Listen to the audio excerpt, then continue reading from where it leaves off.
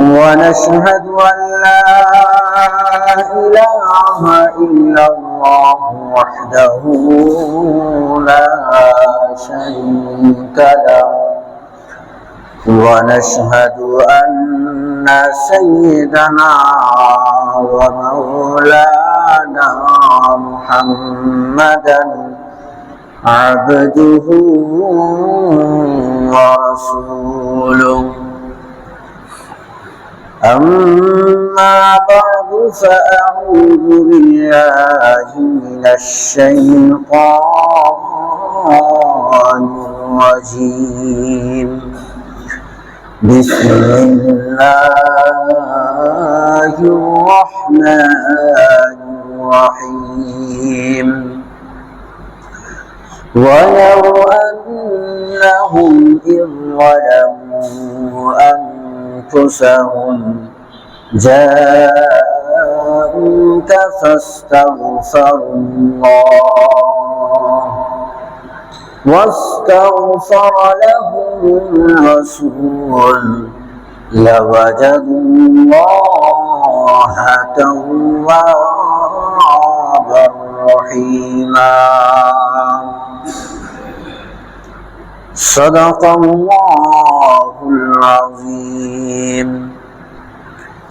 সকলে দরুদ ইব্রাহিম পড়ুন। আল্লাহুম্মা সাল্লি আলা মুহাম্মাদ ওয়া আলা আলি মুহাম্মাদ কামা সাল্লাইতা আলা ইব্রাহিম ওয়া আলা আলি ইব্রাহিম إنك حميد مجيد.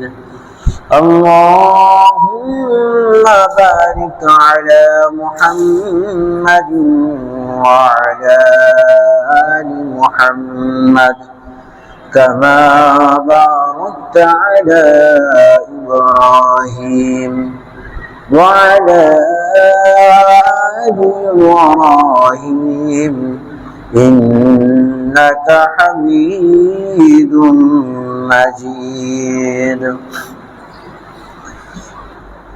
আলহামদুলিল্লাহ আল্লাহ সুবহানাহু ওয়া তাআলার দরবারে লাখ কোটি শুকরিয়া, যে মহান রব্বুল আলামিন জিলহজ মাসের সুন্দর একটা ইবাদত, মৌলিক একটা ইবাদত হজ, এই হজের মৌসুম পাড়ি দিয়ে আমাদেরকে এই জিলহজ মাসের শেষের দিকে তিনার পবিত্র ঘরে আসবার তৌফিক দান করেছেন। এই জন্য আমরা সকলেই শুকরিয়া জ্ঞাপন করি, সকলেই বলি আলহামদুলিল্লাহ। সেই সাথে বিশ্ব নবী জনাবে মুহাম্মদুর রাসূলুল্লাহ সাল্লাল্লাহু আলাইহি ওয়াসাল্লামের দরবারে আমরা অন্তরস্থল থেকে দরুদ শরীফ পাঠ করি, সকলেই বলি সাল্লাল্লাহু আলাইহি ওয়াসাল্লাম। সম্মানিত উপস্থিত হাজিরিন, হজ নামক ইবাদত যারা এই বছরে পালন করলেন তারা অনেকরাই চলে এসেছেন, অনেকরাই এখনো সৌদিতে আছেন। আমরা দোয়া করি যারা হজ এই বছর পালন করলো সকলের হজ যেন আল্লাহ পাক কবুল করেন, সকলে বলে আমিন। পাশাপাশি বেশি শুকরিয়ার একটা বিষয়, আমাদের বাংলাদেশ এই বছরে সৌদি কর্তৃপক্ষের রিপোর্টে আমাদের বাংলাদেশের হজ ব্যবস্থাপনা যেটা ছিল, এই ব্যবস্থাপনাকে সর্বোত্তম বলে স্বীকৃতি দিয়েছেন। সুবহানাল্লাহ, আলহামদুলিল্লাহ।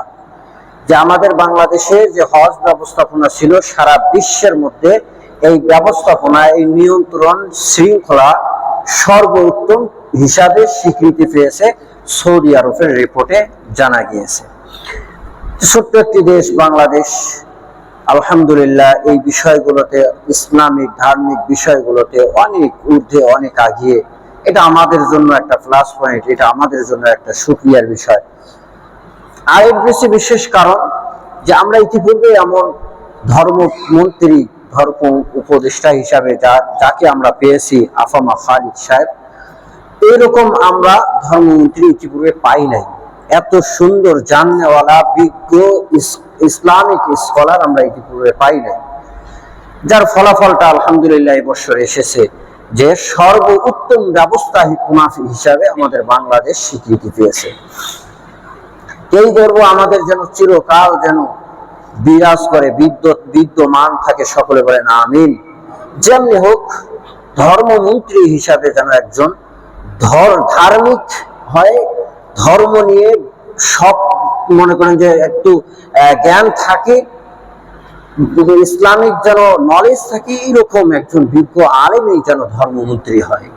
এটার জন্য এই জায়গার জন্য শোভা পায়, এটাই এই জায়গার জন্য সেট আপ হয়। তো আল্লাহ পাক এই গর্বকে আমাদের সর্বকালের জন্য ঠিক রাখুক, সকলে বলি আমিন। সম্মানিত মুসলিয়ান ইকরাম, হজের যে কার্যক্রমগুলো রয়েছে এগুলো সব মক্কার মধ্যে, হজের যে কাজগুলো রয়েছে সব মক্কার মধ্যে। অথচ রাসূল সাল্লাল্লাহু আলাইহি ওয়াসাল্লাম মদিনায় থেকেছেন, মদিনা থেকে ইসলাম প্রচার করেছেন। মদিনায় এখনো পর্যন্ত রাসূলুল্লাহ সাল্লাল্লাহু আলাইহি ওয়াসাল্লাম শায়িত অবস্থায় আছেন, মদিনায় কোনো কার্যক্রম নেই।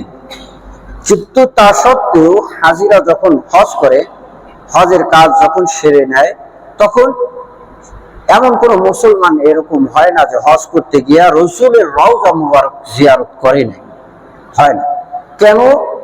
রাসূলুল্লাহ সাল্লাল্লাহু আলাইহি ওয়াসাল্লাম শিক্ষা দিয়েছেন, পদ্ধতি বলে দিয়েছেন, সেই পদ্ধতি অনুযায়ী মক্কায় হজের কার্যক্রম করা হয়। তাহলে যেই রাসূলের শিক্ষা অনুযায়ী কার্যক্রম মক্কায় সারা হলো, সেই রাসূলের রওজা মুবারক জিয়ারত করা হবে না, এটা হতে পারে না। এরকম মুসলমান হতভাগা মুসলমান হয় না। এই জন্য মক্কায় কার্যক্রম সারার পরে রিল্যাক্সে মদিনায় যায় রাসূলুল্লাহ সাল্লাল্লাহু আলাইহি ওয়াসাল্লামের রওজা মুবারক জিয়ারত করেন হাজীগণ। এই সময়গুলোতে সবাই ছুটছে বিশ্বনবীর রওজা মুবারকের পাশে দাঁড়াইয়া রাসূলের মোহাব্বত নিয়ে আসসালামু আলাইকুম ইয়া রাসূলুল্লাহ, আসসালামু আলাইকুম ইয়া হাবিবাল্লাহ। খুব ক্ষীণ আওয়াজ মোহাব্বত নিয়ে রসুলকে সালাম জানাচ্ছে হাজীগণ। আল্লাহ পাক আমাদেরকেও কবুল করুক, সকলে বলে আমিন। আমাদেরকেও যেন বিশ্ব নবীর রওজা মুবারকের পাশে দাঁড়াইয়া যেন সালাম যেন দিতে পারি, সেই তৌফিক দান করেন, সকলে বলে আমিন। ভাই কত না সালাম দিলাম, এই তো দূরের থেকে এখান থেকেও দিচ্ছি সালাম, কত না দরুদ পড়লাম, কিন্তু মনে চায় একটু রসুলের রওজা মুবারকের পাশে গিয়া দাঁড়াইয়া সালাম দিই। চাই কিনা? চাই। আল্লাহ পাক কবুল করুক, সকলে বলেন আমিন। রাসূলুল্লাহ সাল্লাল্লাহু আলাইহি ওয়াসাল্লাম কার্যক্রমগুলো হজের মক্কায় সম্পাদিত করার জন্য বলেছেন, কিন্তু রাসূলুল্লাহ সাল্লাল্লাহু আলাইহি ওয়াসাল্লাম পাশাপাশি কথাও বলেছেন, মান যারা কবরি ওয়াজাবাত লাহু শাফাআতি। বিশ্বনবী উম্মতদের জন্য বলেন, ও আমার উম্মত, শুনে রাখো, তোমরা যদিও হজের কার্যক্রমগুলো মক্কায় সব কিছু করো, সব কার্যক্রম মক্কার কাজ শেষ করার পরে যে উম্মত আমার রওজা মুবারককে জিয়ারত করবে, আমার রওজা মুবারকের পাশে দাঁড়িয়ে আমাকে সালাম জানাবে, আমার জন্য জরুরি হয়ে যায় ওই উম্মতের জন্য আল্লাহ রাব্বুল আলামিনের কাছে সুপারিশ করা। সুবহানাল্লাহ। আমার জন্য জরুরি হয়ে যায় আল্লাহর কাছে ওই ব্যক্তির জন্য সুপারিশ করা, দুনিয়ার ভালাইয়ের জন্য, আখিরাতের ভালাইয়ের জন্য। সকলে বলেন, আমাদের সকলের জন্য যেন আল্লাহর রাসূল সুপারিশকারী রাসূল হন, সকলে বলে আমিন।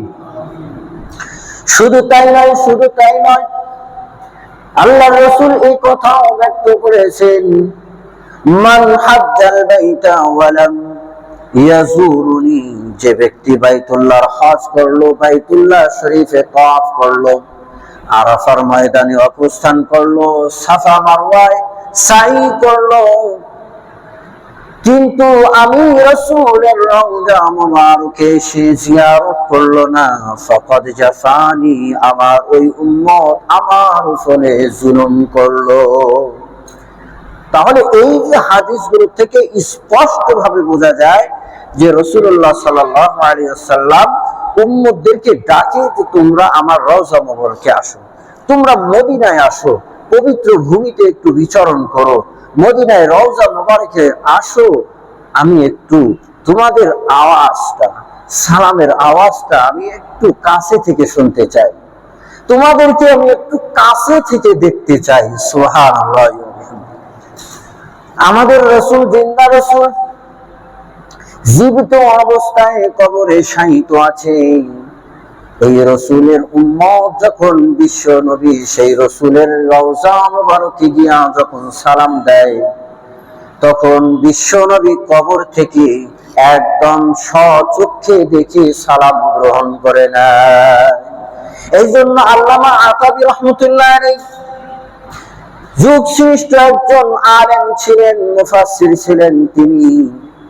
তিনি বলেন, তিনি যখন বিশ্ব নবীর রওজা মুবারকের পাশে দাঁড়াইতেন, আওয়াজ আসতো না, মুখ দিয়ে কোনো আওয়াজ আসতো না, চোখ দিয়ে শুধু পানি ঝরঝর করে পড়ে যাইতো, ঝরঝর করে পড়ে যাইতো। তেনার সাহাবীরা জিজ্ঞাসা করেন, হুজুর সবাই তো বিশ্ব নবীর দরবারে এসে বিশ্ব নবীকে সালাম দেয়, আসসালামু আলাইকুম ইয়া রাসূলুল্লাহ, আসসালামু আলাইকুম ইয়া হাবিবাল্লাহ, আর আপনি রওজা মুবারকে এসে সালাম দেন না, শুধু চক্ষুদ্বয় থেকে পানি ঝরেন, কারণ কি? সেই ইমাম আতাবী রহমতুল্লাহ আলাইহি বলেন, বিশ্ব নবীর ক্ষেত্রে আল্লাহ রাব্বুল আলামিন কোরআনের আয়াত নাযিল করে দিয়ে বলেছেন, লা তারফাউ আসওয়াতাকুম, তোমরা আমার রাসূলের সামনে জোরে আওয়াজে কথা বলবা না। তাই আমি বিশ্ব নবীর রওজা মুবারকে এসে কলব দিয়া সালাম জানাই আর চোখ দিয়া পানি ছেড়ে দেই। সুবহানাল্লাহ। আর তিনি বলেন, আমি যে কলব দিয়া সালাম জানাইলাম, বিশ্বনবী শুনেছেন, বিশ্বনবী দেখেছেন আমার কলবের অবস্থাও বিশ্বনবী দেখেন, জিন্দা নবী আমার সব অবস্থা জানেন। আমার আজকের অবস্থা, আমার ওই সময় দাঁড়ানোর যে কাইফিয়াত, যে অবস্থা হয় বিশ্বনবী তা জেনে নেন। আর কাদি এর পিছে বিশেষ কারণ হলো এই উম্মতের জন্য, আমার জন্য বিশ্বনবী কত কেঁদেছেন, কত কেঁদেছেন, কত না কান্না করেছেন। এই উম্মতের জন্য বিশ্বনবী সারা রাত কোরআনের একটা আয়াত তেলাওয়াত করে আল্লাহর কাছে ফরিয়াদ করে জানাইছেন, ইন তুআযিবহুম ফাইন্নাহুম ইবাদুক, ইন তুআযিবহুম ফাইন্নাহুম ইবাদুক, ওয়া ইন তাগফির লাহুম ফাইন্নাকা আনতাল আজিজুল হাকীম। আমার আপনার নবী আল্লাহকে বলে, আল্লাহ তোমার উম্মত, তোমার বান্দাকে তুমি যদি কষ্ট দাও, তাহলে তোমার বান্দাকেই তো তুমি কষ্ট দিলা, অন্য কাউকে তো দিলা না। ওগো আল্লাহ, আমার উম্মতকে যদি তুমি কষ্ট দাও, তাহলে তোমার বান্দাকেই তুমি কষ্ট দিলা। ওগো মালিক, ওগো আল্লাহ, তুমি যদি বান্দাদেরকে ক্ষমা করে দাও, তাহলে তুমি তো ফাইন্নাকা আনতাল আজিজুল হাকীম, আপনি পারেন, ক্ষমা করে দিতে পারেন। আর আপনি আজিজ, ক্ষমা যদি কেউ করেন তাহলে এত পাওয়ারফুল যে আপনার উপর দিয়ে কেউ একটা কথা বলবে এরকম কারো শক্তি নাই। আপনি হাকিম, উত্তম ফয়সালাকারী, আপনার ফয়সালার উপরে কারো লোক চালানোর কোনো সুযোগ নাই। আল্লাহ তুমি যদি মাফ করে দাও, তাহলে তোমারই বান্দা। উম্মতের জন্য এমন করে কেঁদে কেঁদে সারা রাত এই আয়াত তেলাওয়াত করে আল্লাহর কাছে দোয়া করেছেন। তাই আতাবী রহমতুল্লাহ আলাইহি বলেন যে আমি এসেছি সেই রবের কাছে, কিন্তু আমি কিছু নিয়ে আসতে পারি নাই, আমি গুনাহগার, কিছু নিয়ে আসতে পারি নাই। তাই চোখের পানিটা আছে, চোখের পানি ছেড়ে দিয়ে কাঁদি। বিশ্বনবী এমনই করে রওজা মোবারকে জিন্দা আছে, জীবিত আছে, উম্মতদেরকে ডাকেন, উম্মত আসো, এইখানে আসো, একটু আমি ফেস হয়ে যায়, আমার সঙ্গে সাক্ষাৎ হয়ে যায়, একটু আমি একটু দেখি, স্বচক্ষে দেখি, সামনে দেখি, আওয়াজটা যেন একদম কাছে থেকে শুনতে পাই, তোমরা আসো মদিনা। এই জন্য ইমাম মালিক রহমতুল্লাহের বড় শোক, বড় আশা যে মদিনায় যাব, মদিনায় থাকবো, মদিনায় শায়িত থাকবো। বিশ্বনবী যখন বিদায় হজ করেন, সর্বশেষ হজ করেন, হজের সময় বিশ্বনবী তওয়াফে বেদা সর্বশেষ তওয়াফ করার পর বিশ্বনবী একটু সময়ের জন্য মক্কায় অবস্থান করেন নাই। তওয়াফ শেষ, চট করে মদিনায় চলে গেছেন। মদিনার মহব্বত বিশ্বনবীর এমন ছিল, এমন টান ছিল, যখন বাইরে থাকতেন, বাইরে থেকে যখন মদিনায় প্রবেশ করতেন, তখন একটা জোরে নিঃশ্বাস ফেলতেন, একটা মহব্বতের নিঃশ্বাস ফেলতেন, আপনকে পেয়ে গেছে। মদিনার সঙ্গে বিশ্বনবীর এমন সম্পর্ক ছিল, মদিনাকে এমন ভালোবেসেছেন, মদিনার ধুলাবাড়িকে এই উম্মতের জন্য শেফা করেছেন। এই জন্য ইমাম মালিক রহমতুল্লাহ আলাইহির বড় শোক ও আশা, প্রত্যাশা যে আমার মৃত্যুটা যেন মদিনায় হয়, আমি যেন মদিনার মাটিতে যেন শুয়ে থাকি। এইদিকে হজ করার বড় আশা। ইমাম মালিক রহমতুল্লাহ আলাইহি হজ করতে যাবেন, একদিন টেনশনে পড়ে গেলেন, না জানি হজ করতে গিয়া যদি আমার মৃত্যু হয়ে যায়, তাহলে মক্কাবাসীরা আমাকে ছাড়বে না, মক্কায় আমাকে দাফন করে দিবে। এই চিন্তা করতে করতে ঘুমিয়ে পড়েছে। বিশ্বনবী মুহাম্মদুর রাসূলুল্লাহ সাল্লাল্লাহু আলাইহি ওয়াসাল্লাম ইমাম মালিক রাহমাতুল্লাহ আলাইহি স্বপ্ন যুগে সাক্ষাৎ করলেন। সাক্ষাৎ করে বিশ্বনবী 5 আঙ্গুল উঠায়া ইমাম মালিক রাহমাতুল্লাহ আলাইহিকে দেখাই দিলেন। 5টা আঙ্গুল এরকম করে দেখাই দিলেন। এরপরে রাসূলুল্লাহ সাল্লাল্লাহু আলাইহি ওয়াসাল্লাম চলে গেলেন। এখন ইমাম মালিক রাহমাতুল্লাহ আলাইহির ঘুম ভেঙে গেল, বড় টেনশনেও পড়ে গেল যে এইটা একটা বড় টেনশনে ছিলাম যে না জানি ওখানে গিয়ে মৃত্যু হয়ে যায়। এখন যে 5 আঙ্গুল রাসূল সাল্লাল্লাহু আলাইহি ওয়াসাল্লাম দেখাই দিলেন, তার মানে হলো কি আমি কি 5 দিন বাঁচবো, না 5 মাস বাঁচবো, না 5 বছর বাঁচবো? এইটা তো এখন আমি হেজিটেশনের মধ্যে পড়ে গেলাম, এটা আরো সন্দিহার মধ্যে আমি পড়ে গেলাম। তাহলে এই 5 দিন যদি বাঁচি, 5 মাস বাঁচি, তাহলে ওখানে গিয়ে যদি এই সমস্যাটা হয়ে যায়, এই নিয়ে বড় টেনশনের মধ্যে পড়ে গেলেন। শাগরিদকে পাঠাই দিলেন সেই সময় যুগ শ্রেষ্ঠ তাবির খাব, স্বপ্নের ব্যাখ্যাকারী ইবনে সিরিন রাহমাতুল্লাহ আলাইহির কাছে। ইবনে সিরিন রাহমাতুল্লাহ আলাইহির কাছে গিয়ে শাগরিদ বলতেছেন যে এমন স্বপ্নের ব্যাখ্যা কি হবে। ওই ইবনে সিরিন রাহমাতুল্লাহ আলাইহি কেমন ছিলেন, উনি দেখার সঙ্গে শাগরিদের কাছ থেকে এই স্বপ্নের কথা শোনার সঙ্গেই বলে ফেলছেন যে এইটা অবশ্যই ইমাম মালিক দেখেছেন স্বপ্ন। সুবহানাল্লাহ, ইমাম মালিক দেখেছে এই স্বপ্ন। ইবনে সিরিন রাহমাতুল্লাহ আলাইহি এমন স্বপ্নের ব্যাখ্যা করে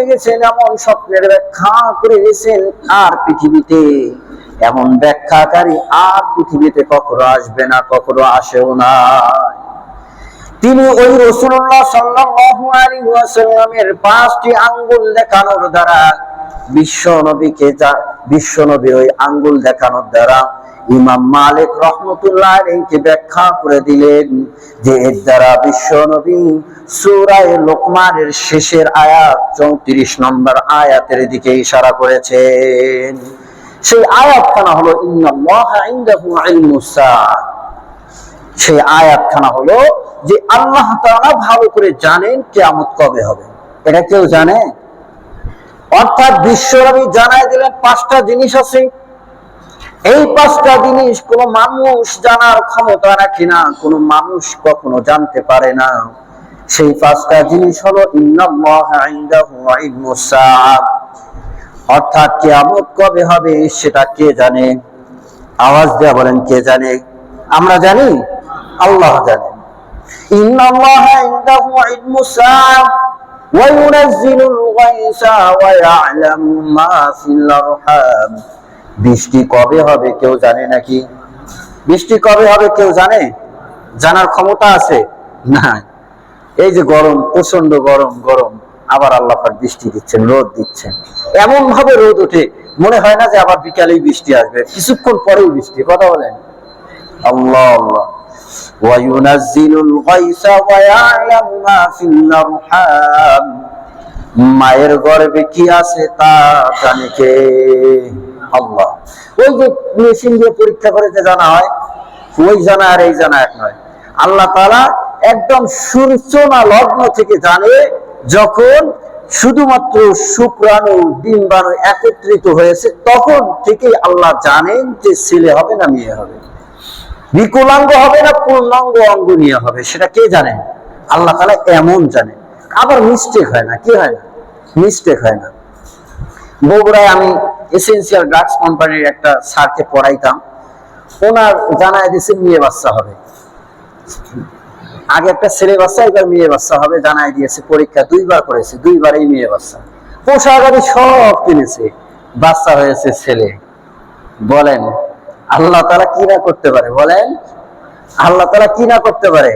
মাঝে মাঝে এমন করে দিয়ে বান্দাকে জানায় দেয়, তোমাদের ওই মেশিনের শক্তি কিন্তু ওই শেষ পর্যন্ত না, আমার শক্তি শেষ পর্যন্ত। সুবহানাল্লাহ, সুবহানাল্লাহ।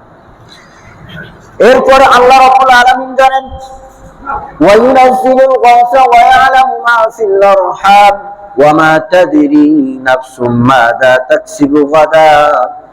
মানুষ কালকে কি উপার্জন করবে, মানুষ কালকে কে কি খাবে তা কে জানেন? কেউ জানি আমরা? কে উপার্জন কি করবে, কে খাবে, রিজিকটা কি হবে, তা আল্লাহ জানেন। আল্লাহ রাব্বুল আলামিন এটা বলেন, ওয়ামা তাকসিবু গাদা, কালকে কি মানুষ উপার্জন করবে এটা আল্লাহ জানেন। ওয়ায়ুনাজ্জিলুল গায়সা ওয়া ইয়ালামু মা ফিল আরহাম ওয়ামা তাদরি নাফসুম মাযা তাকসিবু গাদা ওয়ামা তাদরি নাফসুম বিআইয়ি আরদিন তামুত। 5 নম্বর হলো যে কোন জায়গায় মানুষ মৃত্যুবরণ করবে সেটা কে জানে? আওয়াজ দিয়ে বলেন, কে জানে? যেই সময় মৃত্যুবরণ হবে, যেই জায়গায় হবে, সেটা আমার আল্লাহ ভালো জানেন, এইটা কেউ জানেন না। এইটা রাসূলুল্লাহ সাল্লাল্লাহু আলাইহি ওয়াসাল্লাম 5 আঙ্গুল দিয়ে এই 5টা জিনিসের বিষয় জানাই দিয়েছেন। ইমাম মালিক রাহমাতুল্লাহ আলাইহি এমন শোক যোগ, এত আশা প্রত্যাশা যে মদিনায় থাকবেন, মদিনায় থাকার নসিব করে দিয়েছেন। আসলে মানুষ যেইটার শোক যোগ করবে, বিশেষ করে একটা ইবাদতের জন্য, রাসূলুল্লাহ সাল্লাল্লাহু আলাইহি ওয়াসাল্লামের রওজা মোবারক জিয়ারত করার জন্য যে উম্মত আগ্রহ নিয়ে থাকবে, আশা নিয়ে থাকবে, আল্লাহ তাআলা সে সুব্যবস্থা করে দিবেন। দিতে পারেন কিনা? আমাদের সেই আগ্রহটা নিয়ে আসতে হবে, আমাদের সেই আগ্রহটা নিয়ে আসতে হবে।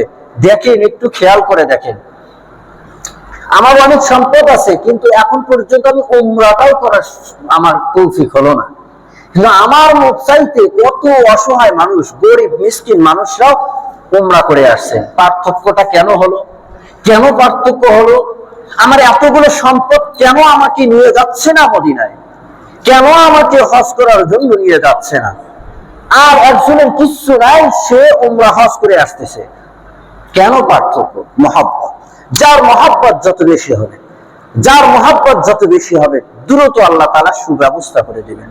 এই বিরামপুরে আমি যখন এসেছি তখনই শুনেছি এক ভাই, ওর আশা, ওই ভাইয়ের আশা যে আমি টাকা জোগাড় করছি, এই টাকা দিয়ে যেমনি হোক খালি কোন রকম যেন আমাকে মক্কা মদিনায় যেন খালি পৌঁছায় দেয়, আমি এইটা চাই। সুবহানাল্লাহ। খাবো কি, থাকবো কোথায়, কোনো আমার চিন্তা নাই। আমি টাকা জোগাড় করছি, কয়েক বছর থেকে টাকা রাখতেছি। আমি আমার আশা এটাই যে যেমনি হোক সহজভাবে কম টাকায় আমাকে খালি মক্কা মদিনায় পৌঁছায় দেখি, এটা আমার বড় আশা। তাহলে ভাইটার কি রকম একটা আশা প্রত্যাশা, চিন্তা করেছেন? কত কষ্ট করে টাকা জমাচ্ছে, কত কষ্ট করে টাকা জমাচ্ছে। আল্লাহ তাআলা এরকম বান্দাদেরকে হজ উমরা করায় দেয়, হজ উমরা করায় দেয়। এই জন্য আমরা কত কত টাকা আমরা কত রাস্তায় ব্যয় করলাম পিরামিড দেখার জন্য, প্রাকৃতিক দৃশ্য, দৃষ্টি নন্দিত জায়গা দেখার জন্য কত দূরে দূরে গেলাম, সুইডেনে গেলাম, কত সুন্দর টাওয়ার দেখার জন্য, আনন্দ উপভোগ করার জন্য, জলশ্বাস দেখার জন্য, প্রাকৃতিক দৃশ্য দেখার জন্য কত দূর দূরে চলে গেলাম। কাশ্মীরে গেলাম দৃশ্য দেখার জন্য, কিন্তু নসিবে জুটলো না বিশ্ব নবীর রওজা মুবারকে গিয়ে সালাম জানানোর নসিব জুটলো না। তার মানে হলো আমি হতভাগা, আমি হচ্ছে পোড়া কপাল, আমি হতভাগা। আজকে থেকে যদি আমরা একটা প্ল্যান করে নেই, যত টাকা আমার ইনকাম, ওখান থেকে আমি একটা টাকা ইনভেস্ট করি, একটা টাকার অ্যাকাউন্ট করি, যে এটা আমি মাসে রাখবো, এটা আমি মাসে রাখবো, এইটা আমি বছরে রাখবো। তো এই টাকা দিয়ে আমি এক সময় উমরা করব, কিংবা সব কোনো ব্যবসার কাজে লাগাইলাম, যে ওখান থেকে এই টাকাটা আসবে, এটা দিয়ে আমি উমরা করব। আল্লাহ তাআলা ব্যবস্থা করে দেবেন, আল্লাহ তাআলা ব্যবস্থা করে দেবেন। একটা মুরগি দিয়ে ইতিহাস অনেক কেমন আছে, একটা মুরগি দিয়ে সেই মুরগির থেকে ব্যবসা শুরু করে টাকা হয়েছে, সেই টাকা দিয়ে উমরা করে আসে, হজ করে আসে। এইরকম অনেক ইতিহাস আছে। হাজিরা হজ করে এসে এমনই বলে দেয় যে আমাদের সাথী সঙ্গে এমন ছিল, একজন এমন ছিল, এমন ছিল। বাস্তব কথা। আল্লাহ তাআলা কেমনে ব্যবস্থা করে দেন, কেমনে ব্যবস্থা করে দেন। রাসূলুল্লাহ সাল্লাল্লাহু আলাইহি ওয়াসাল্লামের রওজা মুবারকের সালাম জানানো, রাসূলুল্লাহ সাল্লাল্লাহু আলাইহি ওয়াসাল্লামের পাগল পারা উম্মতেরা কেমন ছিল, কেমন পাগল পারা ছিল। ইমাম আতাবী রাহমাতুল্লাহ আলাইহি বলেন, কুনতু জালিসান ইনদা কবরিন নবী সাল্লাল্লাহু আলাইহি ওয়াসাল্লাম। আল্লামা আতাবী রাহমাতুল্লাহ আলাইহি বলেন, আমি বিশ্ব নবী মুহাম্মদুর রাসূলুল্লাহ সাল্লাল্লাহু আলাইহি ওয়াসাল্লামের রওজা মুবারকের পাশে বসা ছিলাম। হঠাৎ একজন গ্রাম্য মানুষ আসলো। একজন গ্রাম্য মানুষ এসে পাকান্ত হৃদয়ে চোখের পানি ছেড়ে দিয়ে বিশ্ব নবীকে সালাম জানাচ্ছে, আসসালামু আলাইকুম ইয়া রাসূলুল্লাহ, আসসালামু আলাইকুম ইয়া হাবিবাল্লাহ। এরপরে ওই গ্রাম্য মানুষটা ভারাক্রান্ত হৃদয় নিয়ে বলছে, সামিউতুল্লাহ, আমি আল্লাহর কাছে শুনেছি, আল্লাহর কোরআনের আয়াত দিয়ে জেনেছি। আল্লাহর কোরআন সাক্ষী দেয়, আল্লাহর কোরআন বলেন, ওয়ালাউ আন্নাহুম ইয যালামু আনফুসাহুম জাউকা ফাস্তাগফিরুল্লাহ واستغفر لهم الرسول لوجدوا الله توابا رحيما।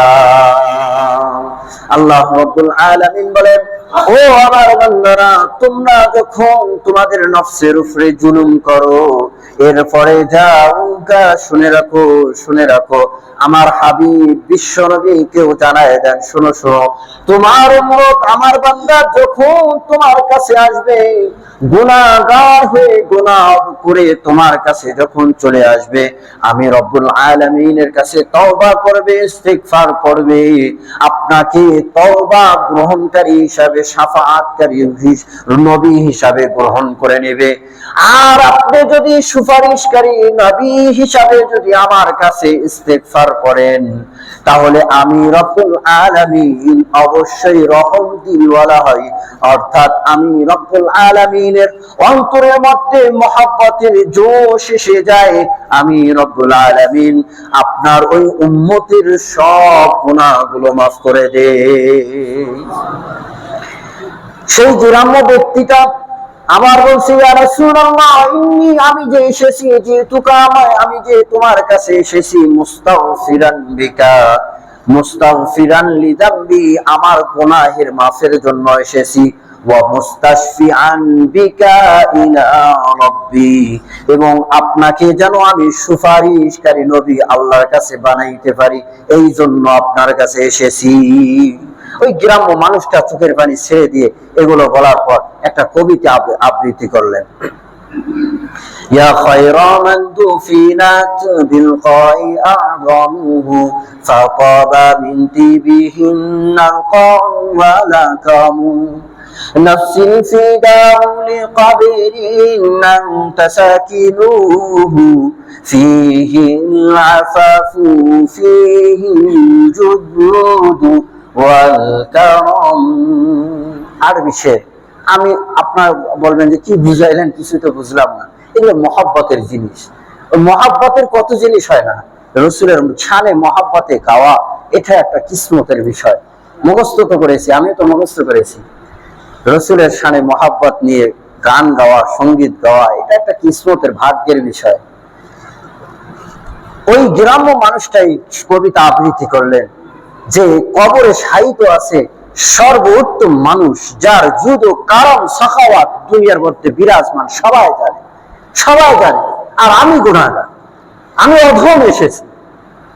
এইভাবে যখন দোয়া করে, যখন ফানসারাফাল আরবি, ওই আরবি যখন চলে যাচ্ছে, ওই সময় ইমাম আতাবী রাহমাতুল্লাহ আলাইহি বলেন, ফাগালাবাত আইনি, আমার একটু চোখে ঘুম চলে আসলো, তন্দ্রা চলে আসলো।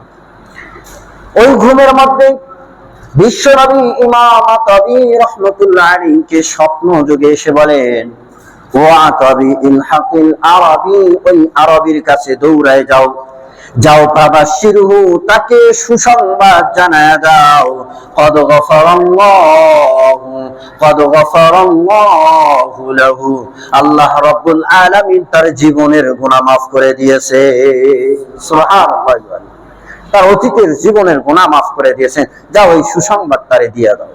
তাহলে রাসূলুল্লাহ সাল্লাল্লাহু আলাইহি ওয়াসাল্লামের কবর জিয়ারত করা, এইটা শুধু সাক্ষাৎ নয়, বরং গুনাহ মাফের একটা সবাব মাধ্যম, গুনাহ মাফ হওয়ার একটা বৈশিষ্ট্য কারণ হয়ে যায় যে বিশ্বনবীর রওজা মুবারকে জিয়ারত করা, সালাম দেওয়া। একদিন আবু বকর রাদিয়াল্লাহু তাআলা আনহু রাসূলুল্লাহ সাল্লাল্লাহু আলাইহি ওয়াসাল্লামকে দেখেন যে অঝর নয়নে কান্না করছেন। কান্না করার পর আবার হাসি দিলেন। রাসূলুল্লাহ সাল্লাল্লাহু আলাইহি ওয়াসাল্লামকে জিজ্ঞাসা করলেন, আপনি কিছুক্ষণ আগেই কান্না করলেন, আবার এখন হাসলেন, কারণ কি? তো রাসূলুল্লাহ সাল্লাল্লাহু আলাইহি ওয়াসাল্লাম বললেন যে আমি চিন্তা করছিলাম যে আমার চলে যাওয়ার পরে আমার উম্মতরা বিভিন্ন ফিতনার মধ্যে পড়ে যাবে, বিভিন্ন জটিলতার মধ্যে পড়ে যাবে, ঈমান নিয়ে চলা তাদের বড় কঠিন হয়ে যাবে। তাহলে ওই উম্মতরা কেমনে সলিউশন পাবে? আর কেমনে তোমরা যে আমাকে দেখে যে তোমরা সোহবতের মাধ্যমে যে সওয়াব অর্জন করছো, এটা আমার উম্মতরা কেমনে পাবে? এই চিন্তায় আমি চিন্তিত হয়ে চোখের পানি ছেড়ে দিচ্ছি। এরপরেই জিবরাইল আলাইহিস সালাতু ওয়াস সালাম এসে আমাকে জানায় দিলেন যে ইয়া রাসূলুল্লাহ, দুঃখিত হবেন না, আপনি দুনিয়া থেকে চলে যাওয়ার পর যদি আপনার উম্মতরা আপনার কবরে এসে যদি আপনার জিয়ারত করে, আপনাকে সালাম দেয়, তাহলে আপনাকে দেখার সওয়াব আল্লাহ রাব্বুল আলামিন ওই উম্মতের জন্য দিয়ে দেবেন। সুবহানাল্লাহ। মান যারা কবরি বাদা মাউতি, আমার মরণের পরে বিশ্বনবী বলেছেন যে আমার মরণের পরে, আমার ইন্তেকালের পরে যে আমার কবর জিয়ারত করবে, সে যেন আমার সঙ্গে জীবিত অবস্থায় সাক্ষাৎ করলো। সুবহানাল্লাহ ওয়া বিহামদিহি। এই জন্য মদিনা বড় রওজা মুবারক কত মহব্বতের ছিল। এগুলো মহব্বতের জিনিস।